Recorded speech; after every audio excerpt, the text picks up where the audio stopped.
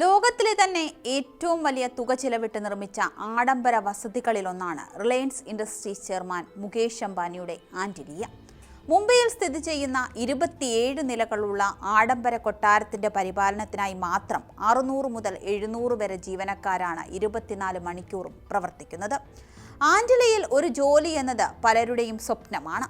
എന്നാൽ അവിടെ ഒരു ജോലി ലഭിക്കുക എന്നത് അത്ര എളുപ്പമല്ല.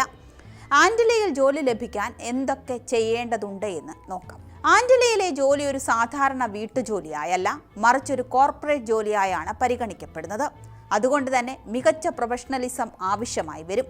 ഒരു ജോലിക്കായി അപേക്ഷിക്കുന്നവർ ആദ്യം കടുത്ത പരീക്ഷ പാസ്സാകേണ്ടതുണ്ട്. സമയനിഷ്ഠ, സമ്മർദ്ദങ്ങളെ അതിജീവിക്കാനുള്ള കഴിവ്, തൊഴിൽ മര്യാദകൾ എന്നിവയാണ് പരീക്ഷയിൽ പ്രധാനമായും പരിശോധിക്കുന്നത്. റിലയൻസ് ഇൻഡസ്ട്രിയുമായി ബന്ധപ്പെട്ട ഏജൻസികളോ സ്പെഷ്യലൈസ്ഡ് റിക്രൂട്ട്മെന്റ് ഏജൻസികളോ വഴിയാണ് നിയമനം നടക്കുന്നത്. സാധാരണ നിലയിൽ ഒഴിവുകൾ പരസ്യപ്പെടുത്താറില്ല. ഓരോ തസ്തികയിലും കൃത്യമായ വിദ്യാഭ്യാസ യോഗ്യത ആവശ്യമാണ്.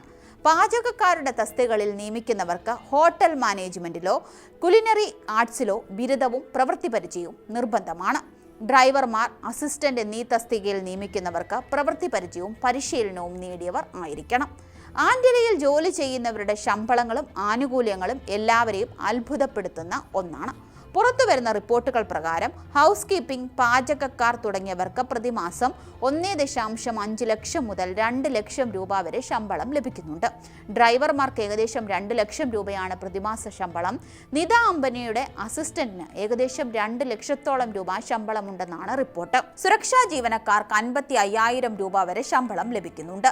ശമ്പളത്തിന് പുറമെ മെഡിക്കൽ ഇൻഷുറൻസ്, ലൈഫ് ഇൻഷുറൻസ്, കുട്ടികളുടെ വിദ്യാഭ്യാസത്തിനുള്ള ധനസഹായം, താമസ സൗകര്യം എന്നിവയും ജീവനക്കാർക്ക് ലഭിക്കാറുണ്ട്.